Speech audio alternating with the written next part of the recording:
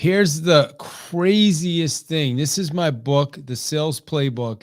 And here I am, for the last couple of weeks dealing myself with car reluctance, not even realizing it until I was just having a conversation with my wife downstairs. And I said, I feel like weird, like I calling people, right? So here's the thing. I wrote a chapter in my book on call reluctance, and without even realizing it, it creeped in, and I've been experiencing one of the five forms, which is lack of role acceptance. So here I am, right? I'm starting, I've started a new coaching business, coaching training a couple years ago. It's been almost 2 years now.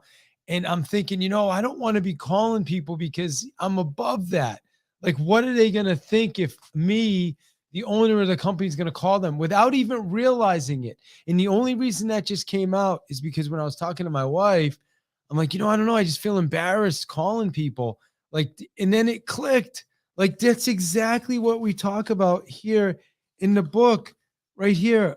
Lack of role acceptance. It's when you're doing something, and you feel like you're above it, or it's below you, or maybe in some way. It's insane that I'm dealing with this myself. As many calls as I've made, and it's like I'm thinking, well, what are they gonna think if I'm cold calling them myself? And then it clicked like this. You know what they're gonna think? They're gonna think, well, this is what you teach, and you need to continue doing this so you stay sharp. And it just clicked, and I'm telling you, I wish my wife was up here. I got to go upstairs. I've got to talk about this right now, because this is what I tell people to do. When you're dealing with some form of car reluctance, you got to journal. You got to think about it. You got to think about, okay, how am I feeling when I go to pick up the phone? I was with my friend Mike earlier, and we were talking, and we jumped on a Zoom. We are going to make calls. I think I made like 3 calls the whole time.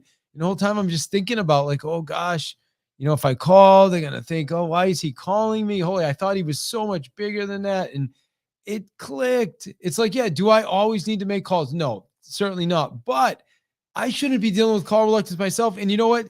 The fact of the matter is, I'm going to call you because this is what I'm teaching you how to do. So not only does it keep me sharp, but it shows you that it works. And I'm just so grateful that I've been able to work my way through that. And it works. It works.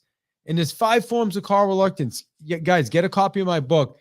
I put a link here. You can get the ebook right now. It's only $5. Get yourself a copy of the ebook. Go to davidhill.link. It's in there. There's a lot of tools in there, but I'm baffled that this occurred right now. And while we're talking about it, let me share the 5 forms. Number 1, the biggest and the most common is fear of rejection. By far, that's the most common.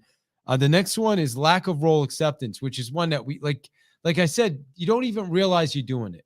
Maybe when you were young, a telemarketer called the house and your dad said, those damn telemarketers, and hung up and smashed the phone, and don't ever call my house again. And in your mind, that's what's being, positioned, subjective, right? So you're subjected to that. And that's what you're projecting as well, without even being aware of it, right? Your subconscious, your unconscious mind is thinking, wow, somehow it's bad when people call your house and you're not expecting it, or you're going to interrupt somebody's dinner, or you're going to get somebody when they're walking in the car with the bags, right? It's that lack of role acceptance. The next one's not knowing what to say. This is one of the easiest to fix. Overanalysis. I'm sure you guys can relate. People always relate to this one. It's you're just always getting ready to get ready, and you never get anything done because you're just getting ready to get it done, and you're doing paperwork and you're doing this, and then at the end of the day, you made like 3 calls because you never got anything done. You're just overanalyzing anything, which is just another form of call reluctance. You're doing anything you can to get out of making the calls. And then the final one is fear of success, which is a tricky one. And it's a cool one, I'll tell you, because when you do things that are hard and you get results, sometimes you don't want to do it again. So you can see how these are all complicated, and I love it. I love that this happened.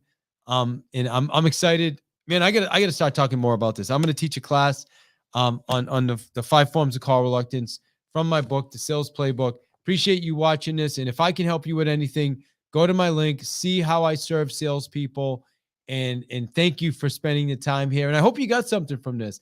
And if you do, like I said, if you get the book, there's an exercise in there, and you can go through the 5 forms of call reluctance to see if you're dealing with any of them. And I'd be willing to bet you probably are dealing with 1 or maybe 2 or maybe even 3. I've seen people dealing with 3 and sometimes even all 5 at the same time. So appreciate you. Thanks for watching. And my name's David Hill, and I'm a 38-year outbound sales expert, and I have been dealing with call reluctance. And I'm glad I know it.